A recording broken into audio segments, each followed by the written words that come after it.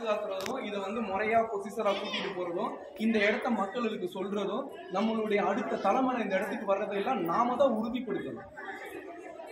யார் எங்க போறவங்களோ இல்லை நம்ம அடுத்த தலைமுறையெல்லாம் இந்த இடம் வந்து கதின்னு இருக்கணும். இந்த இடம் கதின்னு இருக்கணும். இந்த இடத்த வந்து அந்த அளவுக்கு இந்த இடத்த பாதுகாக்கப்படணும். இதனுடைய பெருமைகளை எடுத்து சொல்லணும். இன்னைக்கு ஒரு வீடு கட்ட முடியுதா? விலைவாசி 150 ஏக்கர்ல கோயில் இருக்கு. எத்தனை ஏக்கர்ல? 150 ஏக்கர்ல கோயில் இருக்கு. ஸோ இந்த கோயில் வந்து யாருக்காக பண்ணப்பட்டது? நான் ஏற்கனவே அடிக்கடி உங்க எல்லாத்தையும் நான் பேசுவேன். நம்ம எல்லாரும் கோயில் குடிகள் பேசுவேன். நம்ம எல்லாரும் யாருக்கு என்ன குடிகள்? கோயில் குடிகள். கோயிலை சார்ந்துதான் நம்மளுடைய வாழ்க்கை முறையே. பகவானை சார்ந்து, பக்தி சார்ந்து, கோயிலுக்கு அருகாமையில தான் நம்மளுடைய வாழ்க்கை முறையே இருக்கும். நீர் இல்லாத இடத்துல குடியிருக்காத, கோயில் இல்லாத இடத்துல வாழவே வாழாது அப்படின்னு சொல்லுவாங்க. முதல்ல தண்ணி, ரெண்டாவது கோவில். இது இருக்கிற இடத்துல தான் நம்ம வாழ்வோம். இல்லைன்னா நம்ம வாழ்வாதாரமே கிடையாது. நம்ம வாழ்க்கையே பக்தி தான்.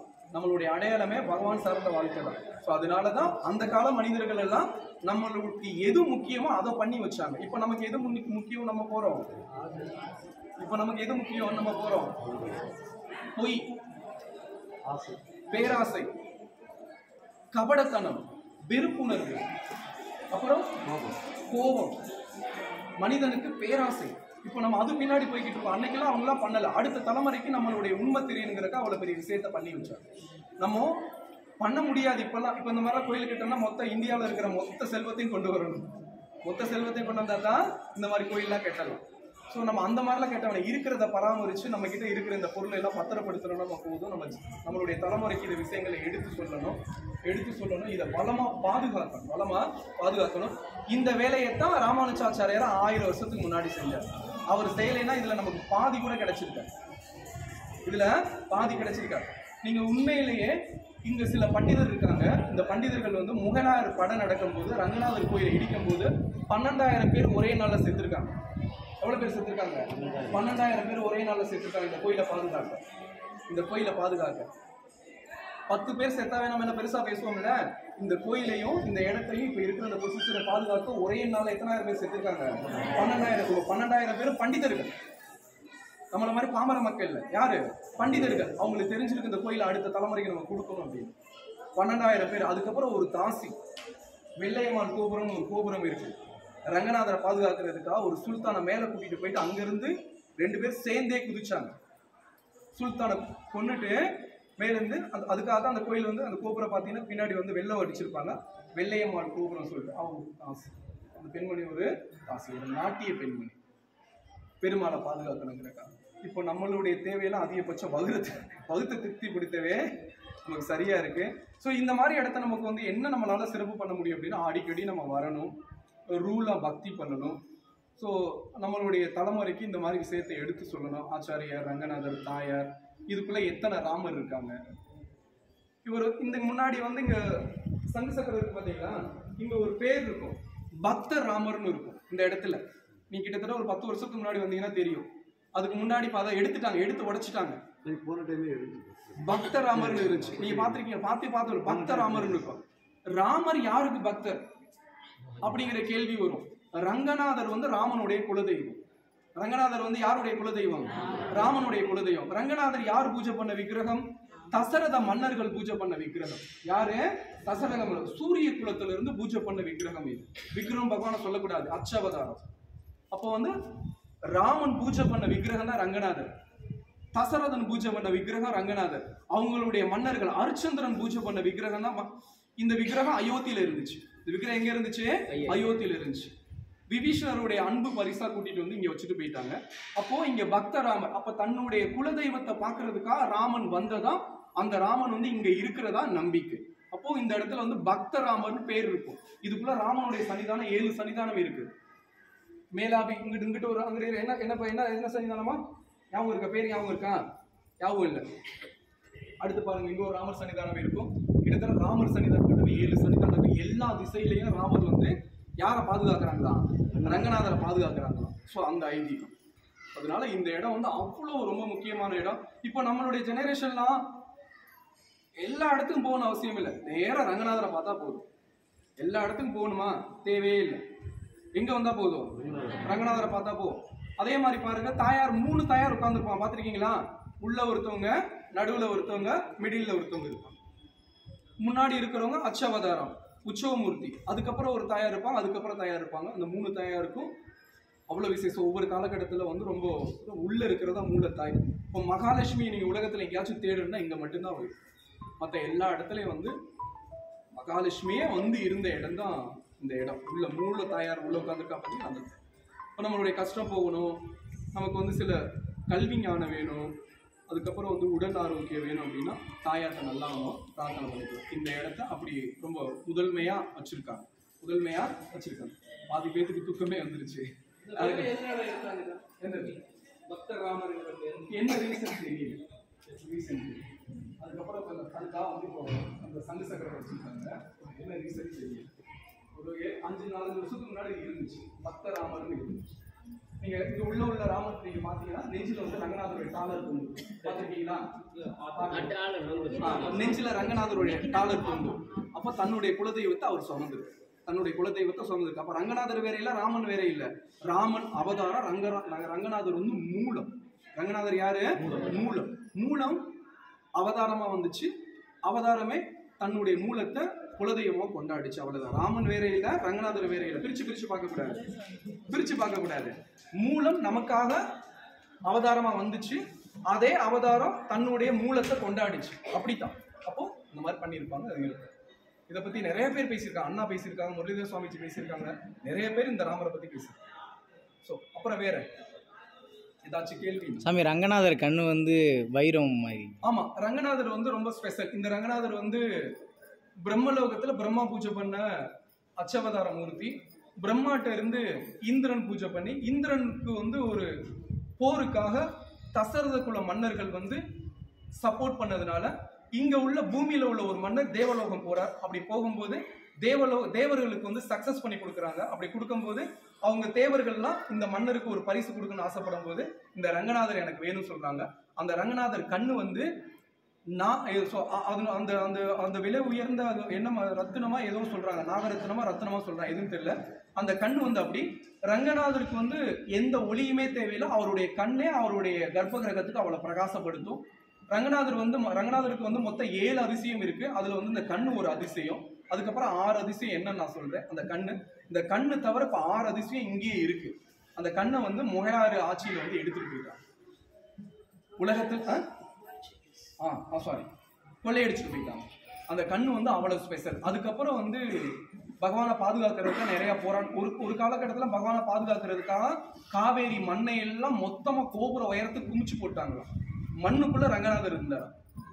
ரங்கநாதரை பாதுகாக்கணும் அப்படிங்கிறதுக்கா மண் மேடா இருந்துச்சான், கோயிலே இல்லை. அந்த அளவுக்கு அப்போ அவ்வளோ பாடுபட்டு இருப்பாங்கன்னா என்ன பண்ணியிருப்பாங்க பாருங்க நம்ம மக்கள். அப்படி பாதுகாத்துருக்காங்க. அப்போ அந்த கண்ணு வந்து அந்த கர்ப்ப கிரகத்தையே வந்து பிரகாசப்படுத்துற அளவுக்கு இருக்கும். அதுக்கப்புறம் வலது திருவடியில ஆண்டாலும் இடது திருவடியில திருப்பான ஆழ்வாரும் முக்தி அடைந்த இடம். அதுக்கப்புறம் அவருடைய திருமேனி, அதுக்கப்புறம் வந்து பகவானுடைய முகம் அழகு வந்து உலகத்தில் நீங்க எங்கேயுமே பார்க்க முடியாது. ஸோ அது நீங்க நல்லாவே பார்க்கணும். சாயந்தரம் நம்ம ரங்கநாதர் பார்க்கும்போது அவருடைய முக வடிவம் வந்து உலகத்துல எங்கேயும் இந்த மாதிரி பெருமாள் நீங்க பார்க்க முடியாது. ஆதிசேஷன் அதே மாதிரி தான். இந்த ஆதிசேஷன் மாதிரி உலகத்துல எந்த ஆதிசேஷன் பார்க்க முடியாது. ஆதிசேஷன் வந்து எல்லா இடத்துலயும் வந்து ஏதோ ஒரு கடமைக்கு இருப்பார். இங்க மட்டும் ஒரு தாய் தன்னுடைய குழந்தைய படுக்க போட்டு எப்படி தாளாட்டுவாளோ அதே மாதிரி பகவானை தன்னுடைய மடியில போட்டு பாதுகாக்கிற மாதிரியே இருக்கும். நீங்க உள்ள போய் பார்க்கணும். அதுக்கப்புறம் பக்கத்துல திருமண தூணு 2 தூண் இருக்கு. தங்க தகடு போட்டு வச்சிருப்பாங்க. அந்த தூணை வந்து 12 ஆழ்வார்களும் அதுக்கப்புறம் வைஷ்ணவ சம்பிரதாயத்தில் வந்த எல்லா ஆச்சாரியார்களும் ரங்கநாதரை பார்த்த உடனே ஏதாச்சும் எனக்கு நடந்துன்னு சொல்லி கட்டி பிடிச்சுக்குவாங்களா. அந்த தூணை கட்டி பிடிச்சுக்குவாங்க. ஏன் அப்படின்னா உண்மையான பக்தனுக்கு ரங்கநாதரை பார்த்த உடனே ஏதாச்சும் நடக்கணும். எதெல்லாம் நடக்கணும்? என்ன நடக்கணும்? ஏதாச்சும் நடந்துடும். அப்படி நடந்துருச்சுன்னா ஏதாச்சுமே அப்படின்னு சொல்லி அந்த தூணை பிடிச்சுக்குவாங்களா. அந்த தூண் அவ்வளவு விசேஷமான. எல்லாரும் அந்த தூணையும் தொட்டுருங்க. சாயந்தரம் தூணையும் தொட்டுருங்க. சொல்லிடுறோமா? அவசியம் சொல்லிடுறோம். அந்த தூணையும் நம்ம தொட்டுறோம். ஸோ அது மாதிரி இந்த தலம் வந்து இன்னமும் நிறைய இருக்கு. அதுக்கப்புறம் இது ஒவ்வொரு காலகட்டத்திலும் ஒவ்வொருத்தவங்களுடைய கைக்கு இந்த கோயில் போச்சு. ஒவ்வொருத்தவங்களுடைய கைக்கு போய் ஒவ்வொருத்தவங்க வழி நடத்தி இப்போ திரும்பவும் வந்து யார்கிட்ட இருக்கணும் அப்படி இருக்கு. இப்போ வந்து அறநிலையத்துறையில மாட்டிக்கிட்டு முடிச்சுக்கிட்டு இருக்கு. ஸோ கவர்மெண்ட்டை நம்ம பேசக்கூடாதது தவறு. நம்ம வந்தோமா பக்தியாக இந்த இடத்த பாதுகாத்தோமா நல்லா பார்த்தோமா நம்ம போயிடணும். அதனால ஒன்றும் குறையில்லை. ஆனால் நம்மளுடைய அடுத்த தலைமுறைக்கு இந்த இடத்த பற்றி தெரியணும். நீ எல்லா இடத்துக்கும் போகிற பழக்கத்தெல்லாம் நம்ம ஏற்படுத்தக்கூடாது. இந்த அருக்கு ஸ்ரீரங்கம் இப்போ ரங்கநாதர் தான் பழைய பெருமாள். உலகத்துல ரொம்ப பழைய பெருமாள் ஒருத்தர் இருக்காரா, யாரு? இவர் தான் ஆண்டாளே பாடுறா. ஆண்டாள் வந்து ஆண்டாளுக்கு வந்து மாப்பிள்ளை பார்த்தாச்சு சொல்லி தன்னுடைய தோழிகள்கிட்ட போய் சொல்லியிருக்காங்க. எனக்கு வந்து மாப்பிள்ளை பார்த்துட்டாங்க அப்படி சொன்னோன்னா தோழிகள்கிட்ட வந்து எல்லா விஷயம் வந்து ஆண்டாள் நாச்சியார் வந்து எல்லா விஷயம் சொன்னோன்னா ஒரே ஒரு தோழி வந்து ஆண்டாளை கேள்வி பண்ணாங்களா, உனக்கு மாப்பிள்ளை பார்த்துருக்காங்களாமே? ஆமா. அப்படின்னு. கருப்பா இருப்பாராமே? ஆமா. கருப்பா இருப்பாமா? ஆமா. அட்டை கருப்பா இருப்பாரு? ஆமா. ரொம்ப பழமையானவராமே? என்ன எப்படியாலாம்? ரொம்ப பழமையான, ரொம்ப வயசான ஆளா? என்ன ஆளா? ரொம்ப வயசான ஆளை கல்யாணம் பண்ணிட்டு நீ என்ன பண்ண போற? ஸோ அது மாதிரி ரொம்ப வயசானவர் ரங்கநாதர், ரொம்ப வயசானவர் ரங்கநாதர். ஆண்டாள தன்னுடைய தோழி கேலி பண்ணத ஒரு பாட்டு இருக்கு, நாச்சியார் திருமொழி. ரொம்ப வயசானவர். இந்த மாதிரி பெருமாள் நம்ம பார்க்கவே முடியாது. நம்ம தலைமுறைக்கு தெரியும், நம்மளுடைய தலைமுறைக்கு தெரியும். சரி, இவ்வளவு பெரிய கோயில் இருக்குல்ல, உலகத்திலே ஃபர்ஸ்ட் நம்பர் 1 பெரிய கோயில் இந்த கோயில் தான். இதனுடைய வரலாறு எந்த மக்களுக்கும் தெரியும், ஏதோ ஒரு சில பேருக்கு தெரியும். இது யாருடைய பொக்கிஷம், இது யாருக்காக, இது நம்ம என்ன பண்ணணும், நம்ம இந்த இடத்தை எப்படி பாதுகாக்கணும், அடுத்த தலைமுறைக்கு எப்படி கொண்டு போய் சேர்க்கணும் அப்படிங்கிற விஷயத்தையெல்லாம் யாருமே எதுவுமே அறிஞ்சுக்கிறது இல்லை. இந்துக்கள் மட்டும்தான் ரொம்ப அவேர்னஸ் ரொம்ப குறைவாக உள்ள நபர்கள். அதனால ஒரு சில விஷயங்கள்லாம் நம்ம பாதுகாக்கணும். இதுக்குள்ள பார்த்தோம்ல, பரமபதநாதர் பார்த்தோம், 12 ஆழ்வார்கள் பார்த்தோம், அப்புறம் ஆச்சாரியார்கள்லாம் பார்த்தோம்ல. அவங்கெல்லாம் யாருக்காக வாழ்ந்தாங்க? நமக்காக. நான் காலையில் கூட சொன்னேன்ல, உலகத்தில் எல்லா நாட்டிலையும் தன்னுடைய பூர்வீக வழிபாட்டை இழந்துட்டாங்க. அமெரிக்காவில் இன்னைக்கு 90% பேர் கிறிஸ்துவர்கள். அரேபிய நாட்டில் இஸ்லாத்து தோன்றதுக்கு முன்னாடி வேற ஒரு வழிபாடு இருந்துச்சு. எல்லா நாட்டிலும் வேற ஒரு வழிபாடு இருந்துச்சு. எந்த நாட்டுக்கெல்லாம் இஸ்லாத்தும், எந்த நாட்டுக்கு கிறிஸ்துவ மதமும், எந்த நாட்டுக்கும் புத்த மதம் போச்சோ புத்த மதம் அங்க உள்ளவங்களை மாத்திரும். எந்த நாட்டுக்கு கிறிஸ்துவ மதம் போச்சோ அங்க உள்ளவங்களை மாத்திரும். எந்த நாட்டுக்கு வந்து இஸ்லாத்து போச்சோ அங்க உள்ளவங்களை மாத்திரும். எல்லா மதமும் இந்தியாவுக்கு வந்துச்சு. இந்தியாவுக்கு வராத மதமே கிடையாது, எல்லா மதமும் வந்துச்சு. எல்லா மதமும் வந்தாலும் நாம மாறவே இல்லை. நமக்கு யார் அந்த அறிவை கொடுத்தது? குரு பரம்பரை, ஆச்சாரிய பெருமக்கள், ஆழ்வார்கள், நாயனமார்கள். நம்ம யாரு தெரியுமா? நம்மளுடைய குடி வழக்கம் தெரியுமா? நம்மளுடைய பழக்க வழக்கம் தெரியுமா? நம்ம எப்படி இருக்கணும், நம்ம மதம் மாறலாமா மாறக்கலாம் சொல்லி அந்தந்த காலகட்டத்தில் நம்மளுடைய தர்மத்தை, நம்மளுடைய சத்தியத்தை, நம்மளுடைய பழமையை எடுத்து சொல்லி நம்மளை மதம் மாறாம இன்னைக்கும் இந்தியாவில் 90% பேர் இந்துவாவே இருக்கும். இன்னைக்கும் மாற்ற முடியல, பூர்வ குடிகளாவே இருக்கும், மாறாம இருக்கும்.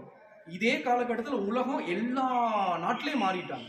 எல்லா நாட்டிலும் இன்னைக்கு அடையாளம் இல்லை. ஒருத்தர் அமெரிக்காவில் போய் கேட்டீங்கன்னு வச்சுங்களேன், உங்க பூர்வ குடினா உங்களுக்கு தெரியாது அப்படிங்கிறான். நம்ம சொல்லுவோம் கிட்டத்தட்ட இன்னைக்கு லெவல்ல என்னுடைய குரு பரம்பரையை சொன்னா கூட 2500 பேரை நான் சொல்லுவேன். எத்தனை பேரை சொல்லுவேன்? 2500 பேரை சொல்லுவேன். கிருஷ்ணர் ரெடின்னு சொல்லுவேன். பகவான் கிருஷ்ணர், பிரம்மா, நாரதர், வியாசர், மத்வாச்சாரியார், பத்மநாத தீர்த்தர், நரஹரி தீர்த்தர், இப்படி குரு பரம்பரைய 2500 பேர் சொல்லுவேன். 2500 பேர் எனக்கு ஞானம் கொடுத்துருக்காங்க. அப்படி நமக்கு ஒரு பரம்பரை இருக்கு. இதெல்லாம் எதுக்காக அப்படின்னா நமக்காக, இந்த பொக்கிஷத்தை பாதுகாக்கிறதுக்காக. ஸோ இதெல்லாம் நம்ம தெரிஞ்சு நம்ம மக்களுக்கு அடுத்து எடுத்து சொல்லணும். என்னைக்குமே என்ன பண்ணக்கூடாது, நம்ம என்ன பண்ணக்கூடாது, மாறவே கூடாது. நமக்கு இப்படி சொத்து இருக்கு, நமக்கு எப்படி சொத்து இருக்கு, இப்படி ஒரு சொத்து இருக்கு. இன்னைக்கு இந்த கோயில் வயசு கூட ஒரு சில மதங்களுக்கு வயசே இல்லை. இந்த கோயில் வயசு ஒரு சில மதங்களுக்கு இல்லை. 2500 வருஷத்துக்கு முன்னாடி ஒரு மதம் வந்தது, 1500 வருஷத்துக்கு ஒரு மதம் வந்தது, 3000 வருஷத்துக்கு முன்னாடி ஒரு மதம் வந்தது, 1200 வருஷத்துக்கு முன்னாடி ஒரு மதம் வந்தது, வெறும் 700 வருஷத்துக்கு முன்னாடி ஒரு மதம் வந்தது. இந்த கோயிலுடைய ஏர், ரங்கநாத பெருமாளுடைய வயசு எந்த மதத்துக்குமே இந்த உலகத்துல கிடையாது. அப்படி அவ்வளவு பழமையானவர்கள் நாம், அப்ப நம்மளுடைய பெருமையை உணர்ந்து நம்மளுடைய குழந்தைங்களுக்கு, நம்மளுடைய வம்சாவளிகளுக்கு இந்த விஷயத்த சொல்லணும். எந்த இடத்த மறந்தாலும் இந்த இடத்த மறக்க விடாது. எந்த இடத்த மறந்தாலும் எதை மறக்க விடாது? இந்த இடத்துக்கு பேர் என்ன? ஸ்ரீ ரங்கநாதர். நம்ம மறக்கவே விடாது. ராமன் சத்குருநாத் மகாராஜுக்கு ஓரளவு தல வரலாறையும் ராமானுஜ ஆச்சாரியர் பத்தி சொல்லிட்டேன். வேற இருக்கு இந்த பின்னாடி ஆயிரங்கால் மண்டபம் பார்த்துருவோம். இருக்குன்னு சொல்றாங்க, எண்ணிரும் ஒரு தடவை. பொதுவா வந்து ஒரு சில இடங்கள்ல 1000 கால் வச்சு மண்டபம் பண்ணியிருக்காங்க. 1000னா +4 250 தூண் இருந்தா கூட 1000 கால் மண்டபம். 1000 4ஆ பிரிச்சோம்னா கால், 1000 4ஆ பிரிச்சா கால், அதனால 1000 கால் அப்படி சொல்லுவாங்க. அப்ப 250 கால் இருந்தா கூட அதுக்கு பேரு 1000 கால் மண்டபம் தான். 1000 தூண்கள் வச்சு மண்டபம் பண்ணியிருக்காங்க. வெறும் 250 தூண் வச்சு மண்டபம் பண்ணியிருக்காங்க. அந்த மண்டபத்துக்கு பேர் 1000 கால் மண்டபம். அந்த மண்டபத்துக்கு பேரு 1000 கால் மண்டபம். இந்த பின்னாடி மதுரையில இருக்கு. அங்க வந்து 250 தூணு தான் இருக்கும் சொல்லி இருக்கு. இங்க வந்து நிறைய கூட இருக்கிற மாதிரி இருக்கு தெரியும் எவ்வளவு. இதுல இருந்தாலும் ஏதோ 90 சொச்சம் தான் சொல்லுவாங்க. அதுக்கப்புறம் ஏதோ ஒரு திருவிழா பட்சத்துல சில மரங்களை நட்டு வச்சு அதை 1000 கால் மண்டபமா மாத்துறதா சொல்லுவாங்க. இங்க ஒரு கதை இருக்கு, அது எனக்கு சரியா தெரியல.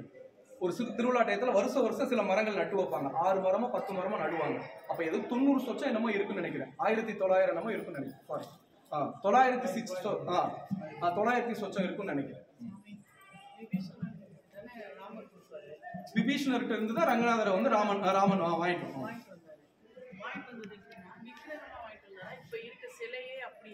இப்ப இருக்கிற பெருமாள் இந்த பெருமாளை தான் அப்படியே வாங்கிட்டு இருக்காங்க. அன்னைக்குள்ள இப்போ விபீஷணன் யாரு? ஒரு அசுரகுல மன்னன். யாரு? அசுரகுல மன்னன். அசுரகுல மன்னனா இருந்தாலும் அவனுடைய பிறப்பால வந்து அவன் பிராமணன். பிறப்பால வந்து பிராமண வர்ணத்தை சேர்ந்தவர் இருந்த பட்சத்துல அவருடைய பலம் எப்படி இருக்கு அப்படின்னா, இப்போ விபீஷணனுடைய பலத்தை வந்து சொல்றாங்க. எப்படி சொல்றாங்கன்னா, அந்த பக்கம் ஒரு மதுள் சுவத்தை 1000 யானை தள்ளுனா இவர் ஒரு ஆள் அதை பேலன்ஸ் பண்ணுவார். இவர் ஒரு ஆள் அதை வந்து பேலன்ஸ் பண்ணுவாராம். அப்போ 1000 யானை வந்து ஒரு சுவத்தை தள்ளுது, இவர் என்ன பண்றாரு? 1000 யானையும் தள்ளுறாரு. அப்ப அவருடைய பலம் என்ன? அப்போ அந்த ஒரு விபீஷணர் வந்து இந்த பெருமாளை தூக்கிட்டு வர்றதுலாம் பெரிய விஷயம் கிடையாது. அப்போ இன்னைக்கு இருக்கிற அந்த கோபுரத்தோட சேர்த்து தூக்கிட்டு வந்தாரு.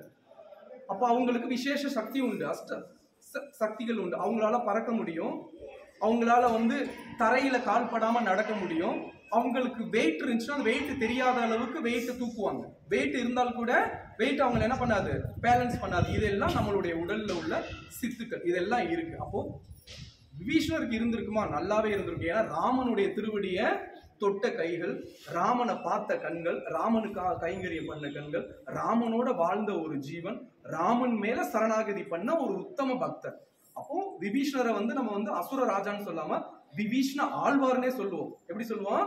விபீஷ்ண ஆழ்வார்னே சொல்லுவோம். அப்போ ஆழ்வாருக்குள்ள எல்லா பக்தியும் அவருக்கு இருந்திருக்கும் தானே. அப்படி வரும்போது இந்த இடத்துல லீலை நடந்து ரங்கநாதர் இங்க விருப்பப்பட்டு நமக்காக இருந்தாங்க அப்படிங்கிறது வந்து நமக்கு பாக்கியம் தானே. இந்த பாக்கியத்தை யார் ஏற்படுத்தினா?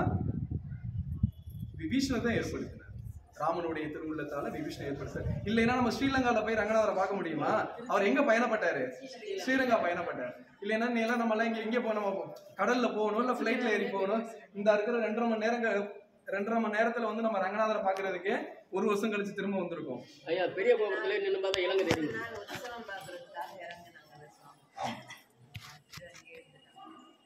ஒரு ராஜா, அது ஒரு ராஜா இருக்காரு, அது ஒரு உற்சவத்துக்கு. அதுக்குள்ள எல்லாம் போய் நம்ம கதையா பார்க்க கூடாது. கதையா பார்க்க ராமன். சரி, வேற ஏதாச்சும்? ஐயா பெரிய கோபுரத்துல இருந்து பார்த்தா இலங்கை தெரியும் சொல்றாங்க, உண்மைதான்? இல்ல, வாய்ப்பு இல்லை. ராமேஸ்வரத்துல இருந்து பார்த்தா இப்ப இலங்கை தெரியாது. எதுக்கு சொல்லுவாங்க அப்படின்னா, இப்போ பெரிய கோபுரம் வந்து கிட்டத்தட்ட வந்து இந்த நூற்றாண்டுல தான் பண்ணாங்க. அதுக்கு முன்னாடி மொட்டை கோபுரமா தான் இருந்துச்சு. அலைய சிங்கர்னு சொல்லிட்டு அகோபில மடத்தை சேர்ந்த ஒரு ஜிஆர் சுவாமி தான் முயற்சி எடுத்தாங்க. இங்கே உள்ள கூட அந்த முயற்சி எடுக்கல. அகோபில மடத்தை சேர்ந்தவங்க ஆந்திராவில் உள்ள ஒரு சாமியார் தான் முயற்சி எடுத்து கிட்டத்தட்ட இந்த நூற்றாண்டுல, போன நூற்றாண்டுல 900 ஸ்டார்ட்ல, ஆமா அப்பதான் அப்ப இந்த இதுக்கெல்லாம் இளையராஜா ரொம்ப நன்கொடை கொடுத்திருக்காரு. இசைஞானி இளையராஜா ரொம்ப நன்கொடை கொடுத்திருக்காரு. இது புதுசா தான். அதுக்கு முன்னாடி மொட்டை கோபுரமா தான் இருந்துச்சு. உலகத்திலே நம்பர் 1 பெரிய கோபுரமா இதை பண்ணணும் அப்படிங்கிறதுக்காக இது ஏற்பாடு பண்ணாங்க. அந்த கோபுரம் பார்த்தா அவ்வளவு பிரமாண்டமா இருக்கும். இந்த கோபுரம் பார்த்தா அவ்வளவு பிரமாண்டமா இருக்கும். இந்தியாவிலேயே வந்து ரொம்ப அதிக உயரம் உள்ள கோபுரத்துல இதான் ஃபர்ஸ்ட் இருக்கு. இப்போ பிருந்தாவன்ல ஒண்ணு கட்டிக்கிட்டு இருக்காங்க. ஆனா இந்த மாதிரி வேலைப்பாடுகளோட பக்தி சார்ந்து இல்ல. நம்மளுடைய துபாயில வந்து ஒரு பெரிய டவர் ஒண்ணு கட்டியிருக்காங்கன்னா அது மாதிரி வந்து கீழே வந்து கிருஷ்ணருடைய ஆலயம் பண்ணி மேல வந்து ரொம்ப உயரமா எழுப்புறாங்க. வடநாடு ஸ்டைல கோபுரம் எழுப்புறாங்க. இந்த மாதிரி சிற்பங்கள் கிடையாது. பூரா வந்து பளிங்கு கற்களா பண்றாங்க. அது கிட்டத்தட்ட வந்து இதை விட இந்த 100 அடி கூட பண்றாங்க, போட்டிக்கு பண்றாங்க. இருந்த பட்சத்துல உலகத்துல பெரிய பெருமாள் இவர் தான், பெரிய கோயில் இதுதான், பெரிய கோபுரம் இதுதான். அதை யாரும் மாற்ற முடியாது. ஏன்னா இந்த வார்த்தை யார் சொன்னா? திருமங்கை ஆழ்வார் சொல்லியிருக்காங்க. இப்போ 108 திவ்ய தேசத்துல பெரிய பெருமாள் யார சொல்லுவாங்க? திருப்பதியே ரொம்ப ஃபேமஸா இருந்தா கூட ரங்கநாதர் தான் பெரிய பெருமாள். ரங்கநாதருக்கு போட்ட மாலை அங்க போகும். ஸ்ரீவல்லிபுத்தூர் கொடுக்குற ஆண்டாள் கொடுக்குற மாலை திருப்பதிக்கு போகும். இங்க உள்ள பிரசாதம் திருப்பதிக்கு போகும். இங்க உள்ள பிரசாதமும் திருப்பதிக்கு போகும். ஸோ ரொம்ப முக்கியமான இடம் வைஷ்ணவ ஸ்தலம், ரொம்ப முக்கியமான இடம். அப்புறம் வேற ஏதாச்சும்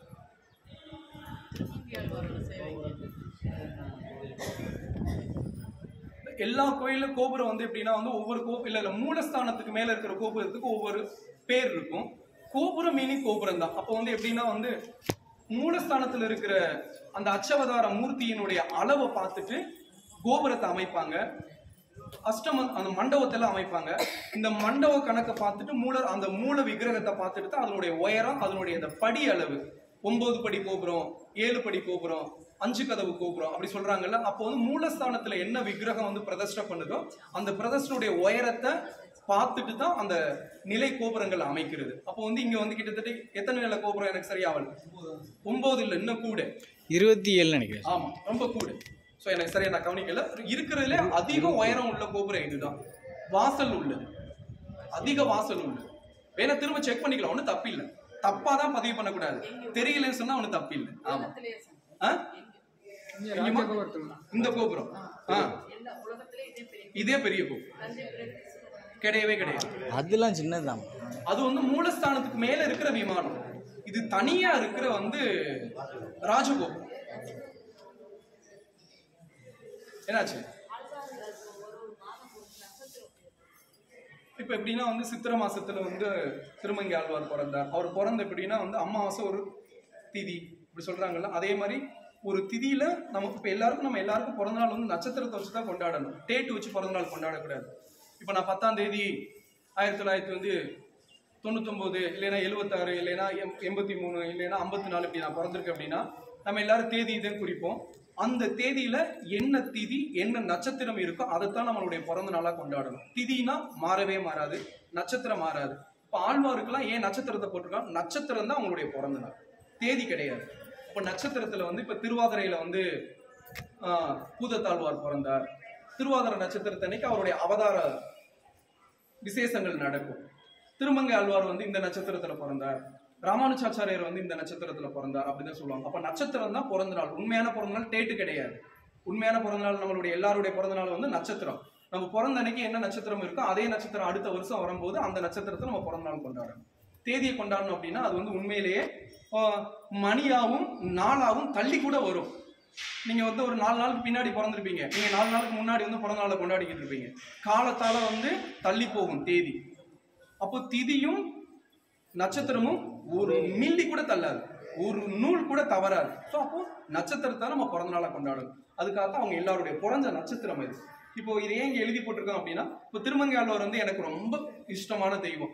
அவர் தான் எனக்கு பக்தியை கற்றுக் கொடுத்தார். கிருஷ்ண பக்தினா திருமங்கை ஆழ்வார், திருமங்கை ஆழ்வார்னா கிருஷ்ண பக்தி அப்படி நம்ம பண்ணிக்கலாம். அப்போ திருமங்கை ஆழ்வாருடைய நட்சத்திரம் தெரிஞ்சுன்னா நான் இங்கே வரணும்னு அவசியம் இல்லை. அந்த நட்சத்திரத்தை அன்னைக்கு நான் என் வீட்லேயே அவருடைய பிறந்த நாளை கொண்டாடிக்கலாம். அப்போ நம்ம எல்லாரும் நம்ம ஆழ்வாருடைய நட்சத்திரத்தை, நம்ம ஆச்சாரியுடைய நட்சத்திரத்தை நம்ம பார்த்துக்கணும். நட்சத்திரம் தான் நம்மளுடைய உண்மையான பிறந்த நாள், நம்மளோட உண்மையான பிறந்த நாள். மற்ற தேதியெல்லாம் நம்ம கொண்டாடணும் அப்படின்னா அது கட்டாயம் வேஸ்ட். இப்போ நம்ம ராகவேந்திர சுவாமிக்கு நம்ம கொண்டாடுறோம்ல, துவிதை திதி ஜீவசமாதி டேட்டு, சப்தமி திதி அது என்ன சுவாமியோடைய அவதார டேட்டு. அப்போ அந்த திதியை வச்சுதான் நம்ம என்ன பண்றோம், அந்த நாளை நம்ம கணிக்கிறோம், கரெக்டான நாளை கண்டுபிடிக்கிறோம், கரெக்டா நம்ம கொண்டாடுறோம். அப்போ தேதி வச்சு இப்போ 1671 சுவாமி வந்து சமாதி ஆனாங்க. 71 சமாதி ஆகும்போது நம்ம என்ன தேதின்னு போய் கண்டுபிடிச்சோம்னா அது என்னாச்சு கிடையாது. துவிதை திதி தான் கரெக்டான டேட். ஸோ ஆகஸ்ட் 11 நமக்கு வர ஆகஸ்ட் 11 சுவாமியோட சமாதி டேட். அந்த மாதிரி தான். இப்போ திதி நட்சத்திரம் அதுதான். வேற சாமி எல்லா பெருமாளுக்கும் தொப்புள்குடியில் வந்து நமஸ்காரம். எல்லா பெருமாளுக்கும் தொப்புள்குடியில் வந்து பிரம்மா இருப்பார். அங்கே உள்ள பெருமாளுக்கு இருக்க மாட்டாரு.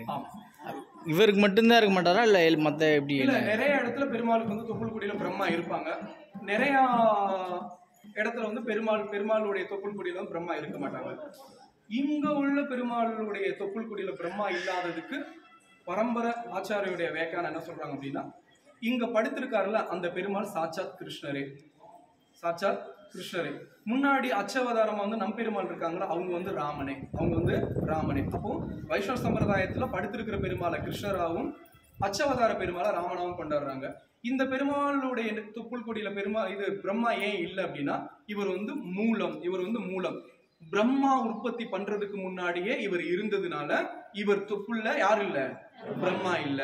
அப்போ பிரம்மாவை படைக்கிறதுக்கு முன்னாடியே உருவான பெருமாள் இவர்.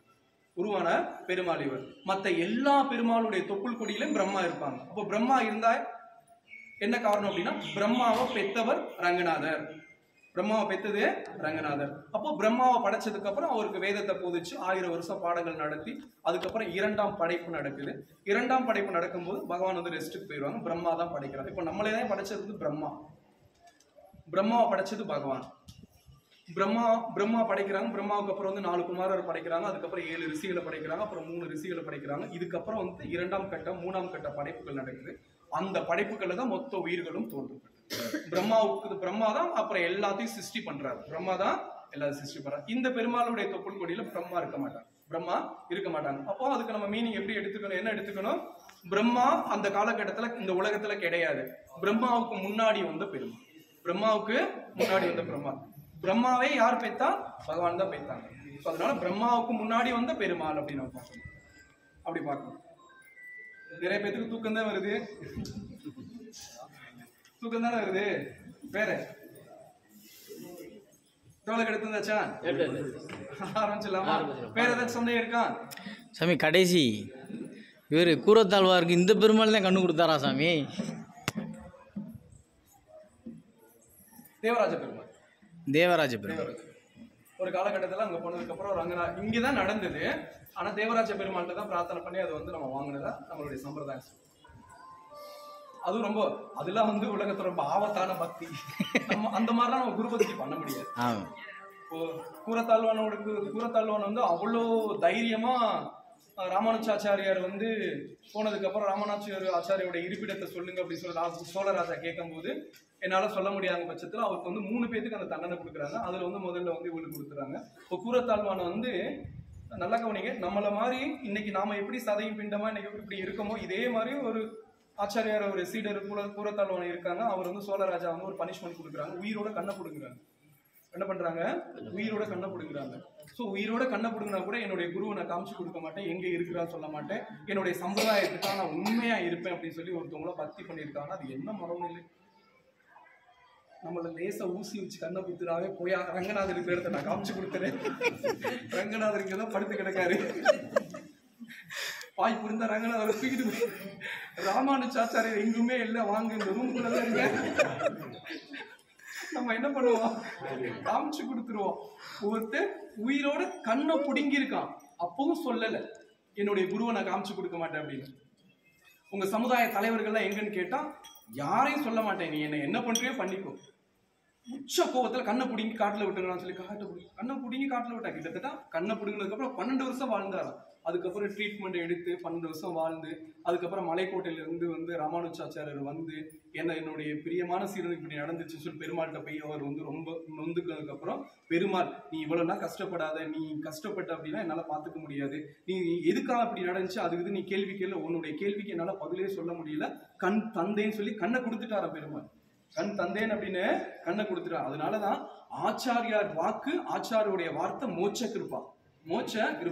ஆச்சாரியார் போய் பெருமாள்கிட்ட கேட்டார் அப்படின்னா பெருமாளால பதிலே சொல்ல முடியாது. ஏன் அப்படின்னா எந்த எதிர்பார்ப்பும் இல்லாம பெருமாளுக்காக சேவை பண்ற ஒரு உயிர் அப்படின்னா ஆச்சாரிய பெருமை. அதே மாதிரி எந்த எதிர்பார்ப்பு இல்லாம பெருமாள்கிட்ட நம்மளை அனுப்புறதுக்காக நமக்காக பாடுபடுறாங்கல்ல, அவங்க வந்து நமக்கு தெய்வமே. அப்போ இந்த தெய்வம் சொன்னா அந்த தெய்வம் கேட்கும், அந்த தெய்வம் மறு வார்த்தை பேசாது. யார் சொன்னா? ஆச்சாரியார் சொன்னா. அப்போ ராமானுஜர் லேசாதான் நொந்துக்கிட்டாராம், என்னுடைய சீரனுக்கு இப்படி ஒரு அநியாயம் நடந்திருக்கேன், நீ எல்லாம் இப்படி இருக்கேன்னு கேட்டாராம். பெருமாளால அதுக்கப்புறம் பதிலே சொல்ல முடியல, கண்ணை தந்தேன்னு அப்படின்னு சொன்னாங்க. கண்ணை கொடுத்துட்டான். இது நடந்தது. ஸோ இன்னும் நிறைய அதுக்குள்ள ஸ்டோரி இருக்கு. நான் வந்து சுருக்கமா நான் சொல்லிட்டேன்.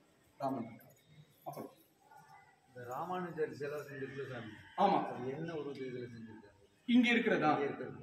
இப்ப பார்த்தது வந்து 2 விதமான கருத்து இருக்கு. ஒண்ணு வந்து அவருடைய திருமையையும் சொல்றாங்க, அதை வந்து நம்ம வந்து அவநம்பிக்கை நமக்கு வரக்கூடாது. 2வது வந்து இங்க உள்ள வைஷ்ணவ சம்பிரதாயத்துல இங்க உள்ள சில பண்டிதர்கள் யூடியூப்ல நீங்க போய் பாத்தீங்கன்னா ஒரு சில பேரை கண்டனம் சொல்றாங்க. எப்படி சொல்றாங்க அப்படின்னா அங்க இருக்கிற திருமேனி வந்து உண்மையான திருமேனி இல்ல, அது ஒரு சொதை திருமேனி அப்படிங்கிறாங்க. நான் சொல்லல, சில பண்டிதர்கள் இங்க உள்ளவங்களே சொல்றாங்க. ஆனா 2 கருத்து இருக்கனால நான் வந்து அவருடைய சொந்த திருமேனி நான் நம்புறேன். ஏன் அப்படின்னா பக்தினா நம்பிக்கை இருக்கணும். நம்பிக்கை இருந்தா மட்டும்தான் நமக்கு வந்து பலனை தரும். நம்ம வந்து அவங்க சொல்றாங்களே இவங்க சொல்றாங்க நம்ம அப்படிங்கிற ஒரு கேள்வியெல்லாம் வைக்கப்படாது. ஆச்சாரியார் அங்க இருக்க ஒண்ணு மட்டும் உண்மை, ஆச்சாரியாரா அந்த இடத்துல சமாதி பண்ணது 100% பரம சத்தியம். அப்போ அவர் சமாதி பண்ண இடமே நமக்கு வந்து பவித்திரம் தானே. அதுக்கு மேல வந்து மேல இருக்கிறது எதுவா இருந்தா நமக்கு என்ன? ராமானுஜ ஆச்சாரியர், ராமானுஜ ஆச்சாரியர். அதுக்கு கீழே அவர் இருந்தாலும் என்ன, மேல இருந்தா என்ன, நமக்கு அந்த இடம் பவித்திரம். உலகத்திலே ரொம்ப பவித்திரமான இடம், உலகத்திலே ரொம்ப பவித்திரமான இடம். அவ்வளவுதான் நம்ம நம்பணும். அதுக்கு மேல நம்ம அதை ஆராய்ச்சி பண்ணக்கூடாது. இப்போ நம்ம சம்பிரதாயத்தை சொல்லுவோம், எப்படி சொல்லுவாங்க அப்படின்னா, கோயில் இருக்கிற பெருமாள் வந்து சிமெண்ட்ல செஞ்சிருக்காங்க, கோயில் இருக்கிற பெருமாள் வந்து கல்லுல செஞ்சிருக்காங்க, கோயில் இருக்கிற பெருமாள் வந்து ஐம்பொன்ல செஞ்சிருக்காங்க, கோயில் இருக்கிற பெருமாள் வந்து வெள்ளியில பண்ணியிருக்காங்க, கோயில் இருக்கிற பெருமாள் வந்து தங்கத்துல பண்ணியிருக்காங்க. நம்ம போய் அந்த அந்த பொருள் அங்க இருக்கிற அந்த பகவானை வந்து ஆராய்ச்சி பண்ணோம் அப்படின்னா நரகத்துக்கே போவோம். அப்போ பகவானை நம்ம ஆராய்ச்சி பண்ணக்கூடாது. பகவானை பார்த்தோன்னா நம்ம என்ன பண்ணணும்? பக்தி தான் பண்ணணும், சரணாகதி தான் பண்ணணும். பகவானை ஆராய்ச்சியே பண்ணக்கூடாது. சூரியன்ல இருந்து கிடைக்கிற நன்மையை மட்டும்தான் நம்ம எடுத்துக்கணும். சூரியனை ஆராய்ச்சி பண்ணணும்னு சொல்லி கிட்ட போனோம்னா என்ன ஆகும்? சயின்ஸே என்ன போக முடியல. நம்ம எல்லாம் போனோம் அப்படின்னா நம்மளால நடக்கவே முடியலையே, நம்மளால என்ன பண்ண முடியல, அப்படி நடக்க முடியல. சயின்ஸே என்ன கிட்ட போகல. அப்போ சூரியனை நம்ம ஆராய்ச்சி பண்ணக்கூடாது. அது மாதிரி தான் அச்சவதார பெருமாளா விக்கிரகங்களை ஒரு நாளும் ஆராய்ச்சி பண்ணக்கூடாது. நம்பிக்கை மட்டும்தான் வைக்கணும், பக்தி மட்டும்தான் வைக்கணும், திடமான பக்தி வைக்கணும், திடமான பக்தி வைக்கணும். அந்த பெருமாள் நமக்கு நல்லது செய்யும், அந்த பெருமாள் நமக்கு நல்லது செய்யும். ராமன் இருக்கான். அப்புறம் பஜனை ஆரம்பிச்சலாமா? ஆழ்வார்கள் 12 ஆழ்வார்களும் எங்க வந்து பிறந்தாங்க? பெரியாழ்வார் இல்ல, இங்கேயுமே இருக்கு. இங்கேயுமே திருமுருசுன்னு சொல்லிட்டு நம்ம அம்மா மண்டப கரையில போனீங்கன்னா சில ஆழ்வாருடைய சமாதி இருக்கு. கோயிலுக்குள்ள யாரையும் இந்த கோயிலுக்குள்ள கிடையாது. ராமானுஜாச்சாரியர் தவிர ஆழ்வார் சமாதி இங்க கிடையாது. திருமுருசுன்னு சொல்லிட்டு அம்மா மண்டப கரையில போனீங்கன்னா நம்ம மதுரகவி ஆழ்வார் அப்படி சொல்லி ஆழ்வாருடைய சமாதி இருக்கு. அழகர் கோயில் போனீங்கன்னா ஆண்டாளுடைய தந்தை பெரியாழ்வாருடைய திருமுருசு சமாதி இருக்கு. அழகர் கோயில் இருக்கு. அழகர் கோயில் அவ்வளவு முக்கியமான கோயில். அந்த பெருமாள் வந்து சாட்சா திருப்பதி பெருமாளுக்கு நிகரானவர். அவசியம் போவோமா? 12 ஆழ்வார்கள் நம்ம பார்க்கலாம். அப்போ எல்லா இடத்துக்கும். அப்போ எல்லாருடைய சமாதி தமிழ்நாட்டில தான் இருக்கு. ஒண்ணு மட்டும் நல்லா தெரிஞ்சுக்கணும், உலகத்துல பக்தி தேவி பிறந்ததும் முக்தி தேவி பிறந்ததும் தர்மம் பிறந்ததும் தமிழகம் தான். தமிழகத்தினுடைய பூர்வ பேர் வந்து தட்சண தேசம். என்ன தேசம்? தட்சண தேசம். காவேரி கரையிலையும் வைகை நதி கரையிலையும் தாமிரபரணி ஆற்றன் கரையில தான் மொத்த உலகமே தோற்றுவிக்கப்பட்டது. இங்க இருந்துதான் மொத்தம் இதுவே நடந்துச்சு. அதனால பக்தி இங்க இருந்துதான் ஆரம்பமே. அதை நீங்க நல்லா பாத்தீங்கன்னா ஆழ்வார்கள் பக்கத்து ஸ்டேட்ல கூட பிறக்கல. 12 ஆழ்வார்கள் தமிழ்நாட்டில் தான் பிறந்தாங்க. 12 ஆழ்வார் எங்க பிறந்தாங்க? கர்நாடகாவிலேயோ ஆந்திராவிலேயோ மராட்டியிலேயோ பீகார்லயோ பிறக்கல. எங்க பிறந்தாங்க? தமிழ்நாட்டில். ஏன் ஒரு ஆழ்வார் பீகார்ல பிறக்கல? அப்போ ஆழ்வார்கள் 12 பேரும் 3000-4000 வருஷத்துக்கு முன்னாடி எங்க அவதாரம் பண்ணாங்க? தமிழ்நாட்டில் தான். அப்போ தமிழ் நிலப்பரப்பு, தமிழ் அந்த தேசத்தோட நிலப்பரப்பு பக்திக்காகவே உள்ள ஒரு நிலப்பரப்பு. பக்தி, அதுக்காக ஆழ்வாருடைய அவதாரம் நடந்தது. சரி, சிவபெருமான வழிபட்ட ஒரு 63 நாயனமார்கள், 64 நாயனமார்கள். அப்ப அவங்க எங்க பிறந்தாங்க? அவங்க அனைவரும் தமிழ்நாட்டுல. அவங்க அனைவரும் தமிழ்நாட்டுல தான். பக்கத்து ஸ்டேட்ல பார்டர்ல கூட அவங்க பிறக்கல. எங்க பிறந்தாங்க? அப்போ நம்மளுடைய நிலப்பரப்பு, நம்மளுடைய தட்சண தேசம், நம்மளுடைய தமிழ்நாடு பக்திக்கு எவ்வளவு முக்கியத்துவம் கொடுத்து வாழ்ந்த காலம், வாழ்ந்த இடம் அப்படிங்கிற விஷயத்தை நீங்க இந்த ஆழ்வார்களே நாயனமார்களே நீங்க தெரிஞ்சுக்கணும். அவ்வளவு முக்கியமான இது தலம். இங்க ஆனா ஆழ்வாருடைய சமாதி கிடையாது. ஆனா திருமுரசு இருக்கு. மதுரகவி ஆழ்வாருடைய திருமுரசு 2-3 திருமுரசு இருக்கு. ஸோ அது வந்து வெளியில தான் இருக்கு, கோயிலுக்குள்ள கிடையாது. பேர 63 நாயன்மார்கள் ஆழ்வார்களுக்கு என்ன வித்தியாசம்? அவங்க யாரை தேடினாங்க? படைத்தவனை தேடினாங்களா? இல்ல, 63 நாயனமார்களுக்கு ஆழ்வார்களுக்கு என்ன வித்தியாசம் அப்படின்னா, நாயனமார்கள் அப்படிங்கிறது வந்து என்ன அப்படின்னா அவங்க வந்து பக்தி அவங்களுடைய பக்தியில எதுவும் மூட நம்பிக்கை இருந்துச்சா? இல்ல, அவங்கள்ட்ட என்ன இருந்துச்சு அப்படின்னா பக்தி இருந்துச்சு. பகவானை வந்து பாடுனா மட்டும்தான் அடையலாம்னு சொல்லிட்டு தான் அவங்க அனைவரும் பாடுனாங்க. ஒண்ணு இதுல மட்டும் நீங்க நல்லா தெரிஞ்சுக்கணும்.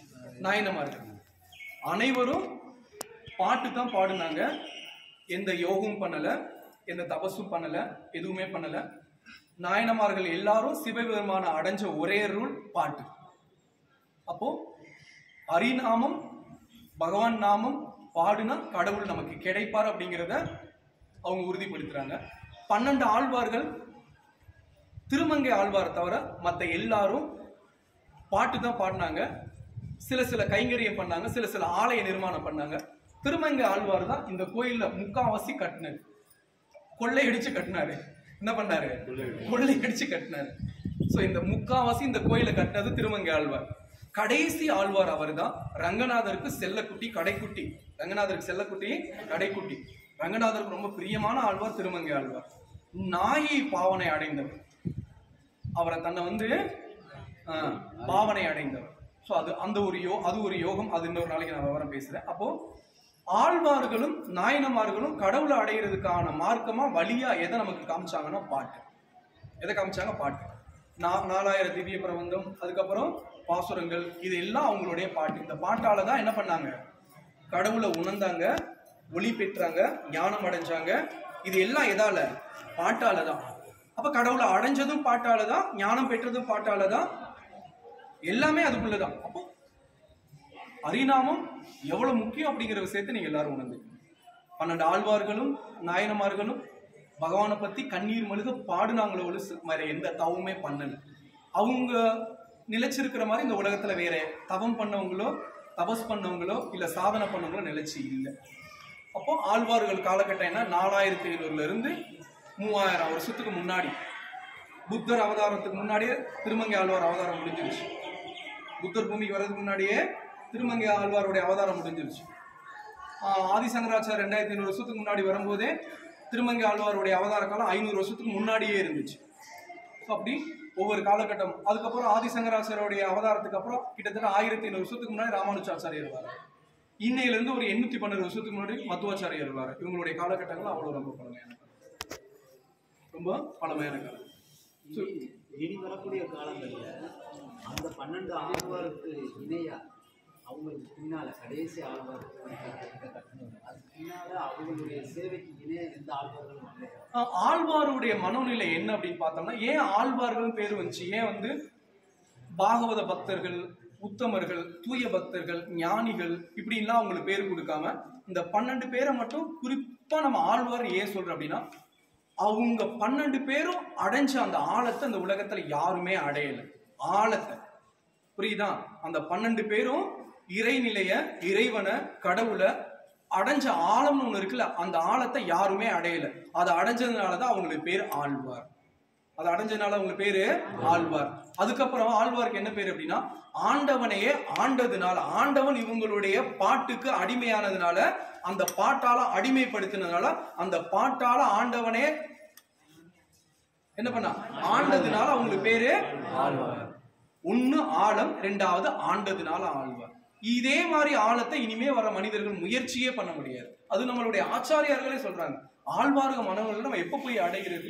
அதெல்லாம் ஆழம் தெரியாத கேணி, அதெல்லாம் ஆழமே தெரியாத கேணி அப்படின்னு சொல்லுவாங்க. அப்போ அந்த அளவுக்கு ஆழமான பக்தி செஞ்சவங்க. அதுக்கு ஈக்குவலா ரங்கநாச்சியார் பண்ணாங்க. யார் பண்ணாங்க? ஆண்டாள் நாச்சி.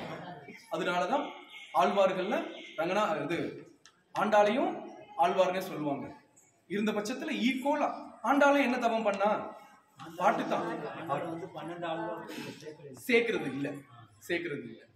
இருந்த பட்சத்துல அவரே வந்து அவங்களே வந்து ஆழ்வார்னு சொல்லுவாங்க. அப்போ அவளும் பாடினது வந்து நாச்சியார் திருமொழி ஒரு 100 பாட்டு, அதுக்கப்புறம் வந்து மார்கழி, இப்போ திருப்பாவை, பாவை, திருப்பாவை, இதெல்லாம் பாட்டு தான் கடவுள் அடையிறதுக்கான வழியும் சொல்லி அவங்க சொல்லிட்டு போனது. இந்த கலியுகத்தில் அதை தவிர வேற வழியும் கிடையாது அப்படின்னு. சரி, நம்ம எல்லா இடத்துலயும் போய் பக்தி பண்ணோம். ஆனா நம்ம குருநாதர்கிட்ட பண்ண அந்த ஹரிநாமம் மாதிரி அந்த பக்தி இருந்துச்சா?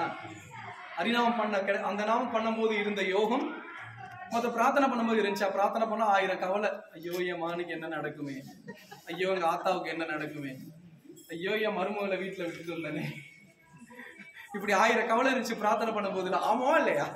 இருந்துச்சா இல்லையா? ஆனா ஹரிநாமம் பாடும் போது ஆத்தாவும் தெரியல, அப்பத்தாவும் தெரியல, எல்லாம் மறந்து போயிடுச்சு. ஆனந்தம் தான், எதுவுமே தெரியல இல்ல. அதனால ஹரிநாமம் தான் நம்ம கடவுள் அடைகிறதுக்கான அருமருந்து அப்படிங்கிற விஷயத்த சொல்றாங்க. அதை நம்ம என்ன பண்ணணும்? இன்னமும் தீவிரமா அந்த பக்தியை நம்ம பண்ணும்போது, நீங்க கேட்டு கிடைக்கக்கூடிய விஷயம் ஹரிநாமத்துல நீங்க கவனம் செலுத்துனீங்க அப்படின்னா கேட்காமையே வீடு வரும். அப்போ பகவான் நாமம் பாடுறதுல இன்னமும் நம்ம வந்து இந்த உடலை போட்டு அழுத்தணும். நம்ம உடலை அழுத்தணும் மீனிங் தீவிரம் காமிக்கும் போது நம்ம கேட்டு கிடைக்க வேண்டியது பகவான் நாமம் நமக்கு கேட்காம நினைச்சாவே கொடுக்கும். கவனம் செய்யும். பரதநாட்டியம் ஆடினாலும் கிடைக்கும். சொல்லுங்க.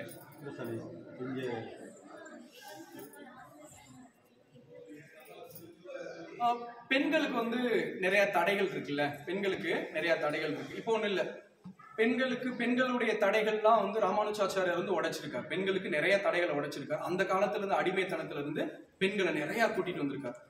இங்கே பாருங்களேன், இங்கே இதே இடத்துல நிறைய சம்பவங்கள் ராமானுஜாச்சாரியார் பண்ணியிருக்காங்க. நீங்க அவங்களோட லைஃப் ஸ்டோரி எடுத்து பாத்தீங்கன்னா பெண்களுக்காக எவ்வளவு முதன்மையான சில இடங்கள்லாம் கொடுத்திருக்காங்க. இருந்த பட்சத்துல மாதாஜி இப்ப அவங்க அம்மா கேட்டாங்கல்ல, ஏன் ஆச்சாரியார்கள் அப்படிங்கிற அந்த போஸ்டிங் வந்து ஏன் வந்து பெண்கள் வர முடியல அப்படின்னா, பெண்களுக்கு வந்து அந்த பொறுப்பே கிடையாது. பெண்களுக்கு அந்த பொறுப்பு கிடையாது. அம்மா பின்னாடி வராருமா? ராமனை பத்தி பேசுனதுனால வந்துட்டாரோ? அதனால வந்து பெண்களுக்கு ஒண்ணு வந்து அதிகபட்சம் பெண்களுக்குள்ள பிரச்சனை. அப்போ ஒரு ஆகம ரீதியில ஒரு மடத்துல இருந்து நிர்வாகம் பண்ண முடியாது. இப்ப சபரிமலைக்கு பெண்கள் போகக்கூடாதுங்கிற தடை பண்ற எதுக்கா அப்படின்னா, பெண்கள் போகக்கூடாது அப்படிங்கிறதுக்காக இல்ல. ரொம்ப அது வந்து ஹில்ஸ் பிரதேசம், வனாந்திர காடு. அந்த காலகட்டத்துல கட்டாயம் போகும்போது பெண்களுக்குள்ள பிரச்சனையில அந்த 4 நாள் அவங்க வந்து ரொம்ப சோர்வு அடைஞ்சிருவாங்க. இப்ப சபரிமலை யாத்திரையோ இல்லை எந்த யாத்திரையோ நம்ம வந்து பிளான் பண்ணிலாம் போக முடியாது. நம்ம போகும்போது ஏதாச்சும் நடந்துச்சுன்னா சோர்வு அடைஞ்சிருவாங்க. அதே மாதிரி மிருகங்கள் நிறைந்த காடு. ஸோ இந்த காலகட்டத்தில் அங்கே போக முடியாது அப்படிங்கிறதுக்காக அங்கே இது பண்ணி வச்சா. அதே மாதிரி ஆகமத்தால பிரதிஷ்டை பண்ண ஒரு ஆலயத்துல பெண்கள் வந்து இந்த ஒரு 3 நாள் 4 நாள் விலக்கு வந்து கட்டாயம் போகக்கூடாதுன்னு சாஸ்திரம். அப்போ நம்ம வந்து ஒரு ஆகம ரீதியில உள்ள ஒரு ஆச்சாரியர் பீடத்திலேயோ இல்ல ஒரு நிர்வாக முறையிலேயோ நம்ம வந்து பெண்கள் போய் என்ன பண்ண முடியாது. இருந்த பட்சத்துல பகவானே விலக்கு கொடுத்திருக்காங்க. களி சாதுகு, சூத்திரன் சாதுகு, பெண் சாதுகு. நீ வந்து ஒரு ஆச்சாரிய பீடத்துல இருந்து நீ வந்து பெரிய ஞானத்தை அடைஞ்சு என்னை அடையலாம் ஒன்றும் அவசியம் இல்லை. பதிசேவை பண்ணா என்கிட்ட வந்துருவேன். எந்த சேவை பண்ணா? பதிசேவை பண்ணா என்கிட்ட வந்துருவேன். உன்னுடைய புருஷனை பகவான் கொண்டாடு. உன்னுடைய புருஷனை எப்படி கொண்டாடு? பகவான். உன்னுடைய வீட்டுல இருக்கிறது வேற யாரும் இல்ல, நானே. யார் சொல்றான்? பகவான் சொல்றான். அப்போ ஒரு பெண் தன்னுடைய புருஷனை பகவான் நினைச்சு சேவை பண்ணணும். அவர் வார்த்தைக்கு மறு வார்த்தை பேசக்கூடாது. அவர் என்ன சொல்றாரோ அதுவே வேத வாக்கு மாதிரி எடுத்து வாழணும். சரி, இப்படி பெண் இருந்தா ஆண் எப்படி இருக்கணும்? ராமன் மாதிரி இருக்கணும். இப்படி பெண் இருந்தா ஆண் எப்படி இருக்கணும்? ராமன் மாதிரி இருக்கணும். அப்போ ராமன் மாதிரி ஆண் இல்லைன்னா சீதா மாதிரி. இது என்ன கொடுமை? என்ன பண்றது? சோ இப்படித்தான் இருக்கணும் சாஸ்திரம் சொல்லுது. அப்ப நம்ம எப்படி நம்ம கட்டமைக்கணும் சொல்லி அதை பார்த்துக்கலாம். அதே மாதிரி வந்து அதுக்கப்புறம் வந்து ஞானம் அடைகிறதுக்கோ கிரந்தங்கள் வாசிக்கிறதுக்கோ இல்லைன்னா வந்து சுய உணர்வு தன்னுணர்வு பெறுவதற்கோ எந்த தடையுமே இல்லை. நானா வந்து பகவான் கிருஷ்ணர் மேல பிரேமையை வளர்த்துக்குன்னா ஆண்டாள் வளர்த்தா, மீராள் வளர்த்தா. ஆண்டாள் வளர்த்தாங்க, மீரா வளர்த்தா. ஞானம் அடையலையா? ஜெகத்துக்கு உருவா மாறிட்டாங்க. ஸோ அந்த மாதிரி மாறலாம் சாஸ்திரம் சொல்லுது. நம்ம அந்த அளவுக்குலாம் இல்லை. அதிகபட்சம் நம்மளுடைய தேடல் வந்து வீடு வகுறு. வீட்டை பெருக்கணும், துவைக்கணும், கூட்டணும், பாத்திரம் கழுவணும், வாச தொளிக்கணும், கோலம் போடணும். இதுதான் நம்மளுடைய தேடல். அதுக்கப்புறம் வந்து வகுறு, நேரத்துக்கு சமைக்கணும், நல்லா சாப்பிடணும். இவ்வளவுதான் நம்ம தேடல். ஞானம் தேடலா இருந்துச்சுன்னா ஆண்டாள் மாதிரி போகலாம். ஞான தேடலா இருந்துச்சுன்னா மீராள் மாதிரி போகலாம்.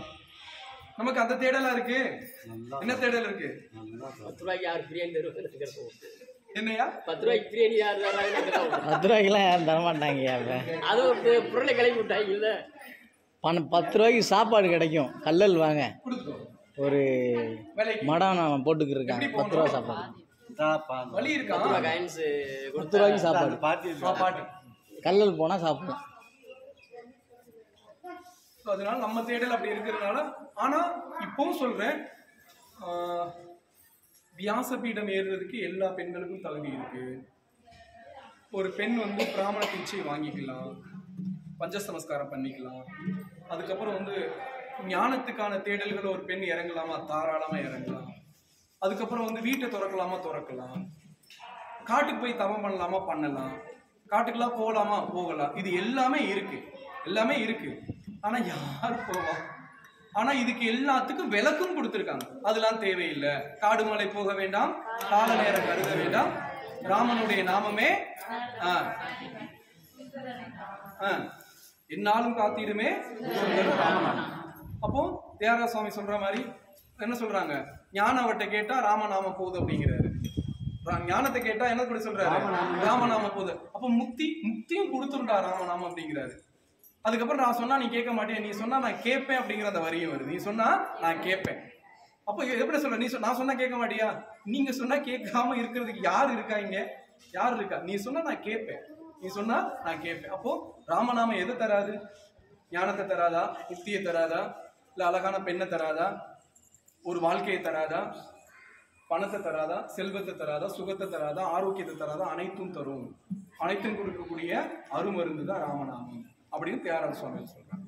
அதனால ஹரிநாமத்தில் நம்ம கவனம் செலுத்தணும் அப்படின்னா நமக்கு எல்லாமே கிடைச்சிடும். இருந்த பட்சத்தில் ஞானத்துக்காக முயற்சி பண்ணணும். ஞானத்துக்காக முயற்சி பண்ணணும். வீடை ஏற வேண்டாம், ஆனா வியாச வீடை ஏறலாம்.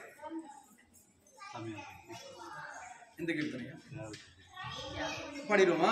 சூப்பர், சொல்லுங்க. தண்ணி வேணுமா எனக்கு குடிக்கிறதுக்கு? தண்ணி ஒன்று